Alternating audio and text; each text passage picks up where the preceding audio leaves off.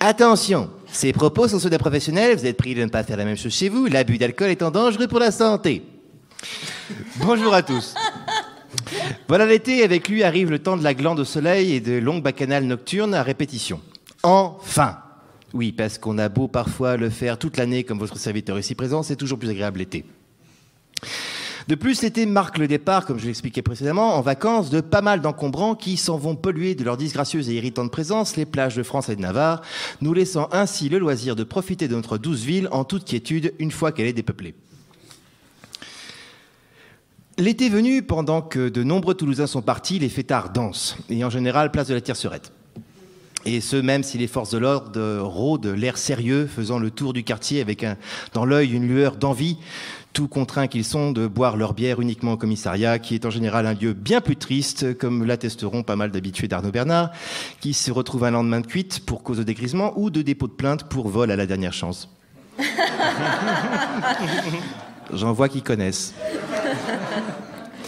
Je sais qu'aux yeux du CSA qui nous écoute peut-être, alors que personne nous écoute, je ne devrais pas faire l'apologie de la consommation d'alcool sans dire qu'il faut le faire avec modération et vous rappeler que l'alcool tue des millions de gens chaque année.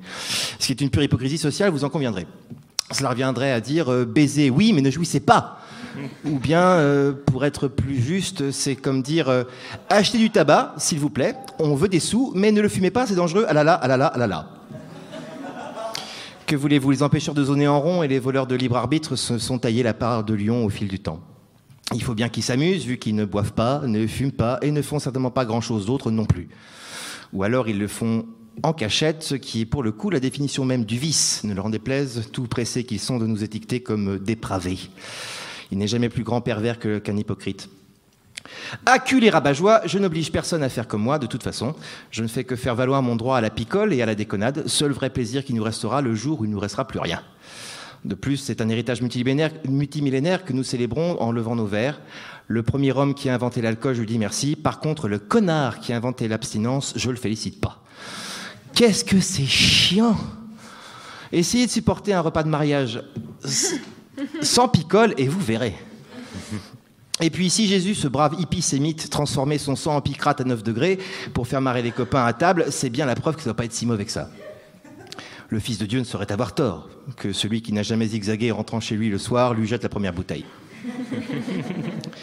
Du reste, sans parler du gars en slip sur la croix, c'est un droit religieux que je fais valoir en revendiquant mon droit à l'ivresse du corps et de l'âme. C'est Dionysos que je prie en levant ma pinte au tchous, au Bruegel et partout où l'on boit et l'on danse. C'est lui que nous prions tous dans nos moments de débordement parfois orgiaques. Et si l'on me retire ce droit, il y aura des répercussions. J'irai faire un attentat au picombière à la rédaction du Figaro ou d'RMC en hurlant « Oulala, où est le bar ?» laissant derrière moi une traînée de journalistes ivres-morts. Ah, ça y est, tu l'as compris, celle-là. Laissant derrière moi une traînée de journalistes ivres-morts qui iront jouer à Où est Charlie en marchant de traviole. Je ferai boire de la vodka à Christine Boutin jusqu'à plus soif, afin qu'elle révèle publiquement pour sa plus grande honte que sa cousine est un meilleur coup que son cousin de mari.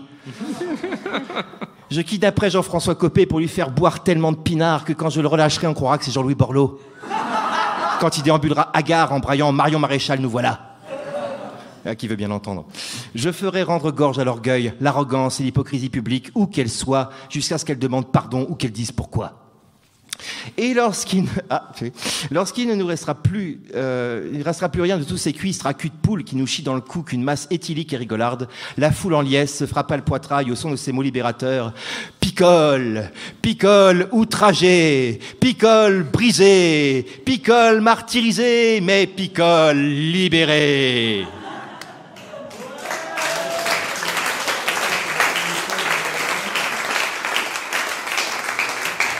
Bref, le premier qui touche à mon verre, j'y bouffe un bras.